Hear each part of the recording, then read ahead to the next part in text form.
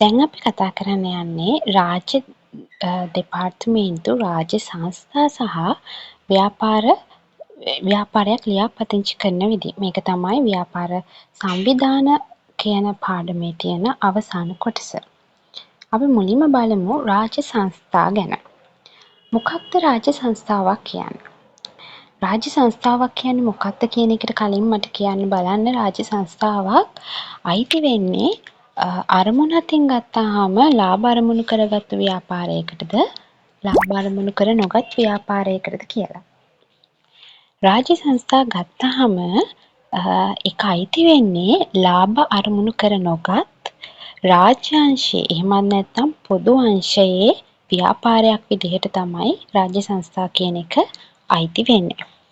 එතකොට රාජ්‍ය සංස්ථාවක් කියන්නේ මොකක්ද කියලා කියනවා නම් ළමයි සමාගම් පනත යටතේ හැර වෙනත් පනතක් යටතේ සංස්ථාපනය කළ යුතුය. ඒ කියන්නේ මේ රාජ්‍ය සංස්ථාවක් අර අපි කලින් කතා කරපු 2007 අංක 7 දරන සමාගම් පනත කියන පනත නැතුව වෙනත් ඕනම පනතක් යටතේ සංස්ථාපනය කළ යුතු පූර්ණ අයිතිය රජය සතු වන හෝ. ඒ කියන්නේ සම්පූර්ණයෙන්ම මේ රාජ්‍ය සංස්ථාවක අයිතිකාරීත්වය එහෙම නැත්නම් හිමිකාරීත්වය රජය සතුයි. අයිතියෙන් වැඩි ප්‍රමාණයක් රජය සතු ව්‍යාපාර. එක්කෝ සම්පූර්ණ අයිතිය රජය සතු වන හෝ එහෙමත් නැත්නම් අයිතියෙන් වැඩි ප්‍රමාණයක් රජය සතුයි නම් ඒ වගේ ව්‍යාපාරවලට අපි කියනවා රාජ්‍ය සංස්ථා කියලා. එතකොට මතක තියාගන්න සමාගම් පනත යටතේ හැර වෙනත් පනතක් යටතේ තමයි සංස්ථාපනය කරන්න ඕන. උදාහරණ විදිහට අපිට ගන්න පුළුවන් ඔයාලා අහලා ඇති ශ්‍රී ලංකා රූපවාහිනී සංස්ථාව. ඒ වගේම ශ්‍රී ලංකා වරාය අධිකාරිය, රාජ්‍ය ඖෂධ නීතිගත සංස්ථාව, විදේශ සේවා නියුක්ති කාර්යාංශය. ඔය වගේ ආයතන අපිට උදාහරණ විදිහට ගන්න පුළුවන් රාජ්‍ය සංස්ථා වලට. දැන් අපි ඊළඟට බලමු රාජ්‍ය සංස්ථාවක් හඳුන්වන වෙනත් නම්. මෙන්න මේ කියන නම් රාජ්‍ය සංස්ථාවක් ව්‍යාපාරයක මෙන්න මේ කියන නම් අන්තර්ගතයි නම් ව්‍යාපාර නාමයේ අපිට ඒක රාජ්‍ය සංස්ථාවක් විදිහට හඳුන්වන්න පුළුවන්. දැන් අපි කලින් උදාහරණවල බලන්න කිව්වා ශ්‍රී ලංකා රූපවාහිනී සංස්ථාව නේද? අන්තිමට සංස්ථාව කියන වචනේ තියෙනවා. ශ්‍රී ලංකා වරාය අධිකාරිය කියන වචනේ තියෙනවා. ඒ වගේම විදේශ සේවා නියුක්ති කාර්යාංශය කියන වචනේ තියෙනවා. එහෙනම් අපි බලමු රාජ්‍ය සංස්ථාවක් හඳුන්වන්න පුළුවන් වෙනත් නම්. එකක් රාජ්‍ය නීතිගත සංස්ථාව. අපි කතා කරා වගේ රාජ්‍ය ඖෂධ නීතිගත සංස්ථාව. අන්න ඒ වගේ රාජ්‍ය නීතිගත සංස්ථාව කියලා රාජ්‍ය සංස්ථාවක් හඳුන්වන්න පුළුවන්. ඒ වගේම කොමිසම, අධිකාරිය, මණ්ඩලය, ඒ වගේම තමයි කාර්යාංශය. ඔන්න ඔය කියන නම් වලින් අපිට රාජ්‍ය සංස්ථාවක් හඳුන්වන්න පුළුවන්. ඊළඟට බලමු මේ රාජ්‍ය සංස්ථාවල තියෙන ලක්ෂණ මොනවාද කියලා. මේ ලක්ෂණ අපිට කතා කරන්න පුළුවන් අර නිර්වචනයේම අරගෙන පළවෙනි ලක්ෂණය තමයි අයිතිය හා පාලනය රජයේ සතුයි. අපි කිව්වා සම්පූර්ණ අයිතිය හෝ අයිතියෙන් වැඩි ප්‍රමාණයක් රාජ්‍ය සතුයි නේද? එතකොට හිතන්න සම්පූර්ණ අයිතිය රජයේ සතු වෙන්න පුළුවන්. එහෙම නැත්නම් අයිතියෙන් වැඩි ප්‍රමාණයක් රජයේ සතුයි නම්. එතකොට ඒ කියන්නේ 150කට වැඩි ප්‍රමාණයක් රජයේ සතුයි, ඉතිරි ප්‍රමාණය තමයි පෞද්ගලික අංශයේ සතු වෙන්නේ. අන්න ඒක රාජ්‍ය සංස්ථාවක තියෙන ලක්ෂණයක්. තවත් ලක්ෂණයක් තමයි අනිවාර්යයෙන්ම මේ රාජ්‍ය සංස්ථාව කියන්නේ රජයේ යටතේ පාලනය වෙන නිසා නීතිමය පුද්ගල භාවයක් තියෙනවා. හරිද? එතකොට රාජ්‍ය සංස්ථාවකට පුළුවන් ඒ සංස්ථාවේ නමින්ම නීතිය ඉදිරියේ කටයුතු කරන්න. ඒ වගේම තමයි විශේෂ පනතක් හෝ පවත්නා පොදු පනතක් යටතේ ආරම්භ කළ හැකි වීම. අපි කිව්ව සමාගම් පනත යටතේ හැර වෙනත් ඕනෙම පනතක්. ඒ කියන්නේ විශේෂ පනතක් වෙන්න පුළුවන්. එහෙමත් නැත්නම් පවතින පොදු පනතක් යටතේ මේ රාජ්‍ය සංස්ථාවක් ආරම්භ කරන්න පුළුවන්. ඒ වගේම තමයි රාජ්‍ය සංස්ථාවක් කියලා කියන්නේ අඛණ්ඩ පැවැත්මක් තියෙන ව්‍යාපාරයක්. එතකොට මේ පනතක් යටතේ කියන්නේ පාර්ලිමේන්තුවෙන් සම්මත වෙන පනතක් යටතේ මේ රාජ්‍ය සංස්ථා පිහිටුවන නිසා අනිවාර්යයෙන්ම මේ වැනි ව්‍යාපාරවල පැවැත්ම අඛණ්ඩයි. හරිද? අඛණ්ඩ පැවැත්මක් තියෙනවා. ඊළඟට අපි බලමු රාජ්‍ය සංස්ථාවල තියෙන වාසි මොනවාද කියලා. පළවෙනි වාසිය තමයි අත්‍යවශ්‍ය සේවා සම්පාදනය කරන. ඔයගොල්ලෝ දන්නවා රටට අවශ්‍ය කරන ජලය, විදුලිය වගේ අත්‍යවශ්‍ය සේවා තියෙනවානේ. මෙන්න මේ අත්‍යවශ්‍ය සේවා මහජනතාවට අත්‍යවශ්‍ය වෙන බොහෝ සේවාවන් මේ රාජ්‍ය සංස්ථා මගින් තමයි සපයන්නේ. උදාහරණ විදිහට අපිට ගන්න පුළුවන් ජාතික ජල සම්පාදන හා ජලාපවාහන ප්‍රවාහන මණ්ඩල. ජලාපවාහන මණ්ඩලය. හරි. ඔයගොල්ලෝ අහලා ඇතිනේ. ඒක එතකොට රාජ්‍ය සංස්ථාවක්. ඒ වගේම ලංකා විදුලි බල මණ්ඩලය. ඒකත් රාජ්‍ය සංස්ථාවක්. ඒ වලින් මොකද්ද කරන්නේ? මහජනතාවට අත්‍යවශ්‍ය වෙන සේවා සම්පාදනය කරනවා. එතකොට එක එක වාසියක් රාජ්‍ය සංස්ථාවක තියෙනවා. ඒ වගේම තමයි පෞද්ගලික අංශයේ ඒකාධිකාරී බලපෑම් අවම කිරීමට දායක වීම. ඒ කියන්නේ ළමයි පෞද්ගලික අංශයේ, ඒ කියන්නේ හැම ව්‍යාපාරයක්ම පෞද්ගලික අංශයට අයිති වෙන්න දෙන්න බැහැනේ. එතකොට රාජ්‍ය අංශයේ සතුත් යම්කිසි ව්‍යාපාර ප්‍රමාණයක් තියෙන්න ඕනේ. මොකද පෞද්ගලික අංශයේ සතු වුණොත් හැම ව්‍යාපාරයක්ම ඒකෙන් රටට අහිතකර බලපෑම් ඇති වෙන්න පුළුවන්. ඒ හින්දා ඒ වගේ බලපෑම්, අහිතකර බලපෑම් ඇති වෙන එක වළක්වලා තරඟකාරී පරිසරයක් නිර්මාණය කරන්න ඕන හින්දා තමයි රජයත් මේ ව්‍යාපාර ආරම්භ කරලා ව්‍යාපාර ලෝකයට ඇතුළු වෙන්නේ. එතකොට මේ උදාහරණයක් විදිහට අපිට ගන්න පුළුවන් ශ්‍රී ලංකා ගමනාගමන මණ්ඩලය. නේද? ඔයගොල්ලෝ අහලා තියෙනවා ප්‍රයිවට් බස් තියෙනවා, CTB බස් තියෙනවා. එතකොට CTB බස් කියලා කියන්නේ රාජ්‍ය අංශයට ඇති බස්. එතකොට පෞද්ගලික අංශයේ ප්‍රයිවට් බස් කියලා වෙනම තියෙනවා. එතකොට මේ බස් කියන ප්‍රවාහන මාධ්‍ය ගත්තොත් ඒක රජයේ විසිනුත් සපයනවා, පෞද්ගලික අංශයේ විසිනුත් සපයනවා. ඇයි එහෙම කරන්නේ? ඒ කියන්නේ පෞද්ගලික අංශයටම සම්පූර්ණ අයිතිය යන එක වළක්වන්න ඕන නිසා තමයි ශ්‍රී ලංකා ගමනාගමන මණ්ඩලය නමින් එයාලා වෙනම රජයේ විසින් බස් ප්‍රවාහන සේවයක් පවත්වාගෙන යන්නේ. හරිද? එතකොට එහෙනම් රාජ්‍ය සංස්ථාවල වාසියක් තමයි පෞද්ගලික අංශයේ ඒකාධිකාරී බලපෑම අවම කරන්න දායක වෙනවා.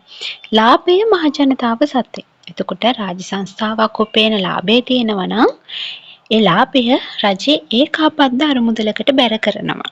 ඒ මුදල් මගින් ජනතාවට අවශ්‍ය යටිතල පහසුකම් සපයලා ඒ වගේ පහසුකම් සපයන්න යොදා ගන්නවා. එතකොට ඒ ලාභය මහජනතාව සතු වෙනවා. ඊළඟට අපි බලමු රාජ්‍ය සංස්ථාවල තියෙන අවාසි මොනවාද කියලා. අවාසියක් තමයි තීරණ ගැනීමේ ස්වාධීනත්වය නැති වෙනවා. ඒ කියන්නේ පොදු පනතක් යටතේ තමයි මේ රාජ්‍ය සංස්ථා පවත්වාගෙන යන්නේ. එතකොට සාමූහික තීරණ ගැනීමක් තමයි තියෙන්නේ. එතකොට තීරණ ගැනීමේ ස්වාධීනත්වය නැති වෙලා යනවා. අර පනත කියන දේ අනුව වැඩ කරන්න සිද්ධ වෙනවා. ඒ වගේම තමයි රාජ්‍යයේ මූල්‍ය රෙගුලාසි වලට යටත් වෙන්න සිද්ධ වෙනවා නේද? එතකොට පාර්ලිමේන්තුවෙන් සම්මත වෙච්ච පනතක් තියෙනවා. එතකොට රජය හරහා තමයි පාලනය වෙන්නේ. ඒ හින්දා අනිවාර්යයෙන්ම රජයේ මූල්‍ය රෙගුලාසි වලට යටත් වෙන්න සිද්ධ වෙනවා. එතකොට ඒව තමයි රාජ්‍ය සංස්ථාවල දකින්න පුළුවන් අවාසි වෙන්නේ. ඊළඟට අපිට කතා කරන්න තියෙන්නේ රාජ්‍ය දෙපාර්තමේන්තු ගැන. රාජ්‍ය දෙපාර්තමේන්තුවක් කියලා කියන්නේ මට කියන්න බලන්න කොටම කලින් අරමුණකින් ගත්තාම ඒක ලාභ අරමුණු කරගත් ව්‍යාපාරයක්ද ලාභ අරමුණු කර නොගත් ව්‍යාපාරයක්ද? රාජ්‍ය දෙපාර්තමේන්තුව කියලා කියන්නේත් ලාභ අරමුණු කරගත්තු රාජ්‍ය අංශයේ එහෙම නැත්නම් පොදු අංශයේ ව්‍යාපාරයක්. රාජ්‍ය දෙපාර්තමේන්තුවක් කියන්නේ මොකක්ද? ඒ කියන්නේ නිර්වචනය මොකක්ද? ඒක තමයි ළමයි අමාත්‍යාංශයක් යටතේ ක්‍රියාත්මක වන මුළුමනින්ම රජයේ ඍජු පාලනයට අයත් වන ව්‍යාපාර. හරිද? රාජ්‍ය දෙපාර්තමේන්තුවකට වෙනම අමාත්‍යාංශයක් තියෙනවා. හරිද? ලංකාව තුළ රාජ්‍ය දෙපාර්තමේන්තුවකට වෙනම අමාත්‍යාංශයක් තියෙනවා. ඒ වගේම තමයි සම්පූර්ණ පාලනය රජයේ සතුයි. දැන් රාජ්‍ය සංස්ථාවල අපි කිව්වා සම්පූර්ණ පාලනය රජයේ සතු වෙන්නත් පුළුවන්. එහෙමත් නැත්නම් අයිතීන් වැඩි ප්‍රමාණයක් රජයේ සතු වෙන්නත් පුළුවන් කියලා. හැබැයි රාජ්‍ය දෙපාර්තමේන්තුවල සම්පූර්ණ පාලනය රජයේ සතුයි. හරිද? ඒ කියන්නේ කෙලින්ම රජයේ ඍජු පාලනයට අයිති වෙන ව්‍යාපාරයක් තමයි මේ රාජ්‍ය දෙපාර්තමේන්තුව කියලා කියන්නේ. උදාහරණ විදිහට ශ්‍රී ලංකා දුම්රිය දෙපාර්තමේන්තුව, ශ්‍රී ලංකා තැපැල් දෙපාර්තමේන්තුව මේ උදාහරණ විදිහට අපිට ගන්න පුළුවන් ලංකාව තුළ තියෙන රාජ්‍ය දෙපාර්තමේන්තුව. එතකොට මේ හැම දෙපාර්තමේන්තුවකටම වෙනම අමාත්‍යාංශයක්. එතකොට ඒ අමාත්‍යාංශයට අමාත්‍යවරයෙක්, ඒ යටතේ මන්ත්‍රී ධූර තියෙනවා. හරිද? අපි බලමු ඊළඟට මේ රාජ්‍ය දෙපාර්තමේන්තු වල තියෙන ලක්ෂණ මොනවාද කියලා. පළවෙනි ලක්ෂණය තමයි අයිතිය හා පාලනය රජයේ සතුයි. ඒ කියන්නේ දෙපාර්තමේන්තුවක මම කිව්වා වගේම සම්පූර්ණ අයිතිය රජයේ සතු වෙනවා. හරිද? එතකොට ඒ එක එක දෙපාර්තමේන්තු වලට වෙනම අමාත්‍යාංශයක් තියෙනවා. ඒ අමාත්‍යාංශය රජයේ පාලනයට අයිති වෙනවා. ඒ වගේම තමයි නීතිමය කටයුතු වලදී දෙපාර්තමේන්තු ප්‍රධානියා සිය නිල නාමයෙන් පෙනී සිටිය යුතුයි. එතකොට එක එක දෙපාර්තමේන්තුවට වෙනම අමාත්‍යවරයෙක් ඉන්නවා. එයා තමයි ප්‍රධානියා. එතකොට මේ ප්‍රධානියාගේ නමින් තමයි නීතිමය කටයුතු වලදී පෙනී සිටින්න ඕනේ.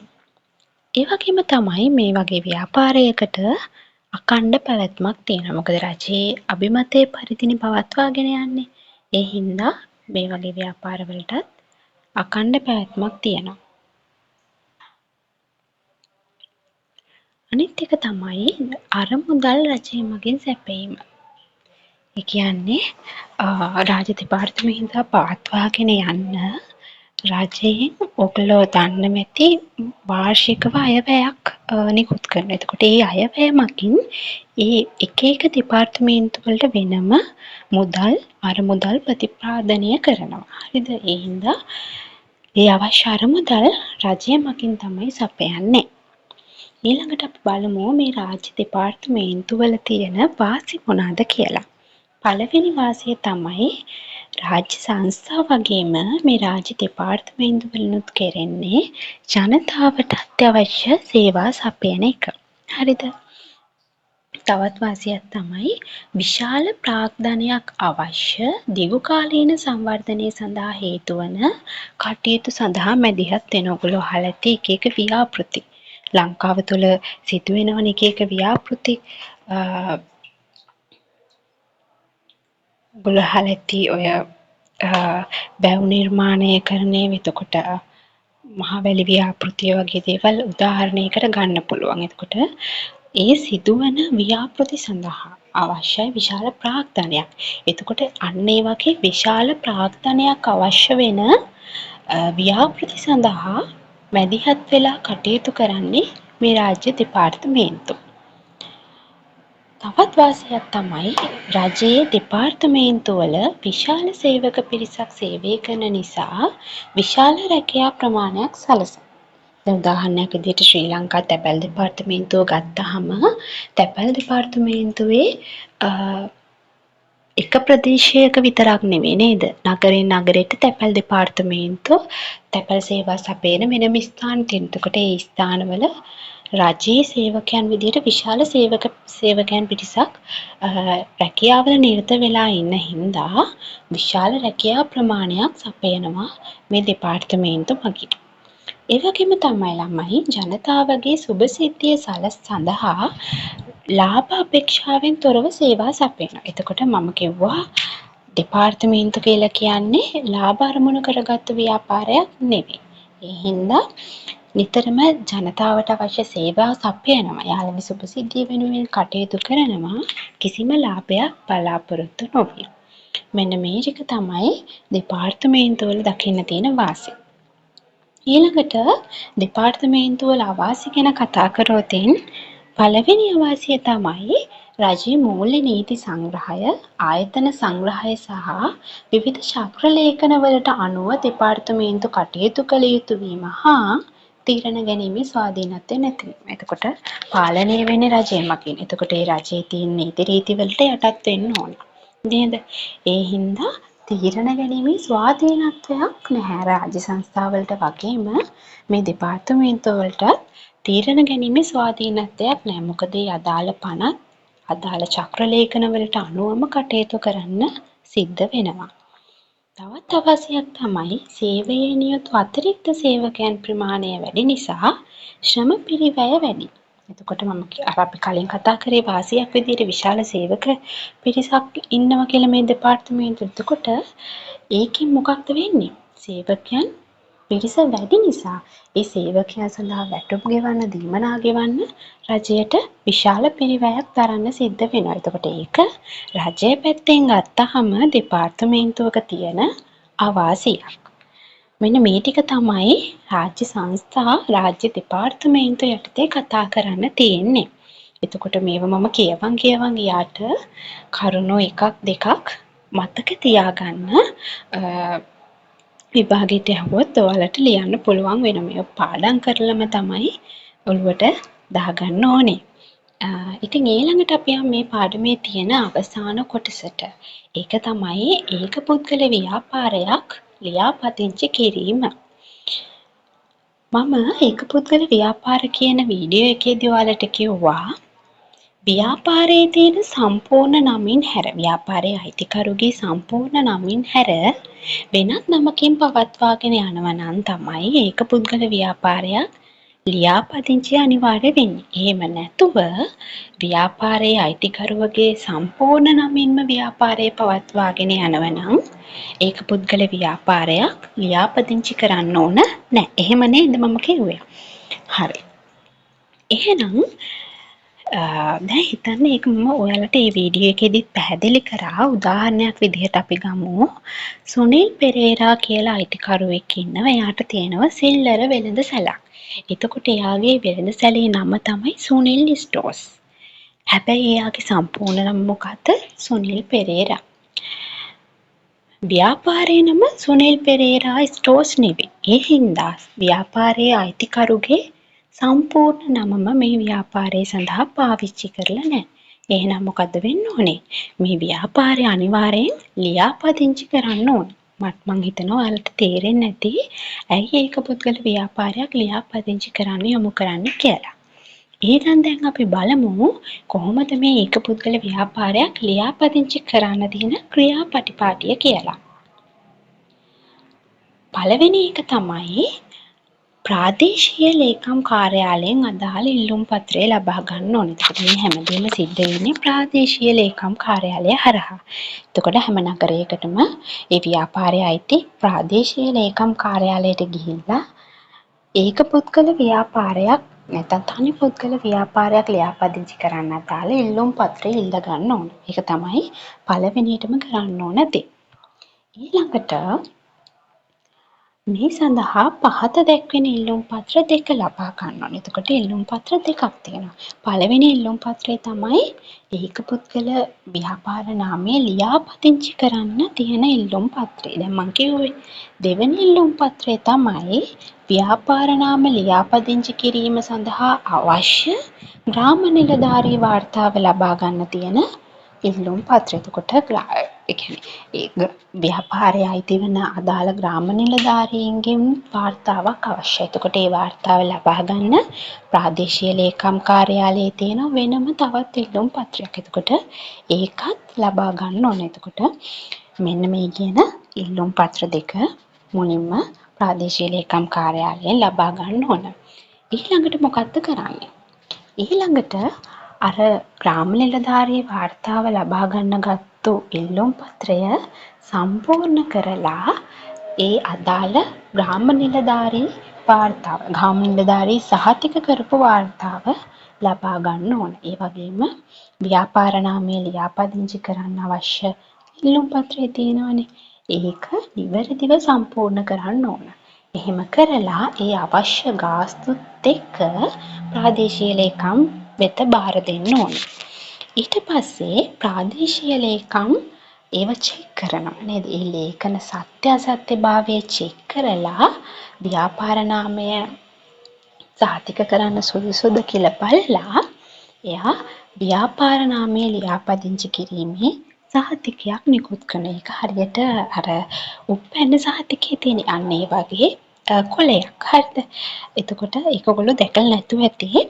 ඒක පුද්ගල ව්‍යාපාරවලට අර උපැන්න සහතිකය වගේ දිග කොලයක් තමයි තියෙන්නේ. ඒක තමයි ව්‍යාපාර නාම ලියාපදිංචි කිරීමේ සහතිකය. ගොඩක් නෙවෙයි මමත් දැකලා තියෙන සමහර ව්‍යාපාරවල ඒ සහතිකය ව්‍යාපාරය ඇතුලේ ප්‍රදර්ශනය කරලා තියෙනවා නේද? ඔයගොල්ලෝ දැකලා තියෙනවද දන්නේ මෙම සහතිකය ව්‍යාපාර ස්ථානයේ ප්‍රදර්ශනය කළ යුතුයි. ඒක එතකොට නීතියක්. හැබැයි හැම ව්‍යාපාරයකම මේ දේ ඒ විදිහට කරලා නැහැ. හැබැයි ඒ සහතිකය ව්‍යාපාරයේ ප්‍රදර්ශනය කරලා තියෙන්න ඕනේ කියලා කියනවා. එතකොට මෙන්න මේ ක්‍රියාපටිපාටි තුන තමයි තියෙන්නේ. ඒක පුද්ගල ව්‍යාපාරයක් ලියාපදිංචි කරන්න. එතකොට ඔයාලට රචනා පේපර් එකේ දෙවෙනි කොටසේදී සමහර විට මේ වගේ ඒක පුද්ගල ව්‍යාපාර නාමයක් ලියාපදිංචි කිරීමට අදාළ ක්‍රියාපටිපාටි ලියන්න කියලා ප්‍රශ්නයක් එන්න පුළුවන්. එතකොට ඔළුවේ තියාගන්න ඕන මෙන්න මේ ක්‍රියාපටිපාටි තුන. ඊළඟට අපි බලමු මෙන්න මේ විදිහට ඒක පුද්ගල ව්‍යාපාරයක් ලියාපදිංචි කරොත් ඒක පුද්ගල ව්‍යාපාරයක්ම විතරක් නෙවෙයි. ඕනෙම ව්‍යාපාරයක් අපි රජයේ ලියාපදිංචි කරොත් ඒ ව්‍යාපාරයට වාසි මොනවාද? ලැබෙන වාසි ප්‍රයෝජන මොනවාද කියලා. පළවෙනි එක තමයි අනන්‍යතාවයක් ලැබෙනවා නේද? ඒ කියන්නේ මේ දැන් අර සුනිල් පෙරේරා කියන අයිතිකාරයාගේ ව්‍යාපාරය ගත්තොත් එයාගේ ව්‍යාපාරයේ නම සොනිල් ස්ටෝර්ස්. එතකොට ඒ සොනිල් ස්ටෝර්ස් කියලා වෙනම ව්‍යාපාරයක් ලංකාව ඇතුලේ තියෙනවා. ආයේ සොනිල් ස්ටෝර්ස් කියලා වෙනම තව කොහෙවත් ව්‍යාපාරයක් තියෙන්න බෑ. නේද? තව කොහෙවත් ව්‍යාපාරයක් ලියාපදිංචි වෙන්න බෑ. එතකොට සොනිල් ස්ටෝර්ස් කියලා කියන්නේ ඒ ව්‍යාපාරය පමණයි. අන්න ඒ වගේ අනන්‍යතාවයක් ලැබෙනවා තමන්ගේ ව්‍යාපාරය ලියාපදිංචි කරොත්. ඒ වගේම තමයි ව්‍යාපාර නාමයේ අයිතිය තහවුරු වෙනවා. එතකොට මේ ව්‍යාපාරය අයිති වෙන්නේ මෙන්න මේ කියන පුද්ගලයාට කියලා ව්‍යාපාරයේ අයිතිය තහවුරු වෙනවා. රජයෙන් ලබා දෙන දිරිගැන්වීම් ලබා ගැනීමට සුදුසුකම් රජයෙන්. එතකොට ව්යාපාරයක් රජයේ ලියාපදිංචි වුණොත් ළමයි රජයේ ව්‍යාපාරික ණය ලබා ගන්න පුළුවන්. අන්න ඒ වගේ රජයෙන් දෙන දිරිගැන්වීම් සහන ලබා ගන්න අවස්ථාව ලැබෙනවා. ණය ලබා ගැනීමේදී පහසුවක් ලැබෙනවා. එතකොට ව්‍යාපාරය ලියාපදිංචි කරලා තියෙනවා නම් බැංකුව හරහා ගොඩක් වෙලාවට ව්‍යාපාරික ණය ගන්නවා නම් අනිවාර්යයෙන්ම මේ ව්‍යාපාරය ලියාපදිංචි කරලා තියෙන්න ඕන. එතකොට ණය ලබා ගැනීමේදී පහසුවක් වෙනවා. මෙන්න මේ ප්‍රයෝජන ටික අපිට ලබා ගන්න පුළුවන් අපේ ව්‍යාපාරයක් රජයේ ලියාපදිංචි කරොත්. හරිද? මම හිතනවා ඔයාලට මේ කොටස් ටික පැහැදිලි වෙන්න ඇති. මේක තමයි ව්‍යාපාර සංවිධානය කියන පාඩමේ තියෙන අවසාන කොටස. එතකොට කොටස් 4කින් මම මේ පාඩම අප්ලෝඩ් කරලා තියෙනවා. ඔයාලට පුළුවන් ඒ පාඩම නැවත නැවත බලලා මේ තියරි කොටස් නිසා අනිවාර්යයෙන්ම ඔයාලගේ පෙළපොත නැවත පාඩම් කිරීමක් සිදු කළ යුතුමයි. මේ පාඩම් තුනෙන් එන ප්‍රශ්නවලට පිළිතුරු සපයන්න නම්. ඉතින් ඊළඟට ඔයාලට තියෙන්නේ ගිණුම් කරන පාඩම්. ඒ පාඩනොත් මම ඉදිරියට රැගෙන එන්නම් වීඩියෝ හරහා. ඉතින් එතකන් මේ පාඩමට අදාළ ප්‍රශ්න කරලා ඔයාලා විභාගයට සූදානම් වෙන්න.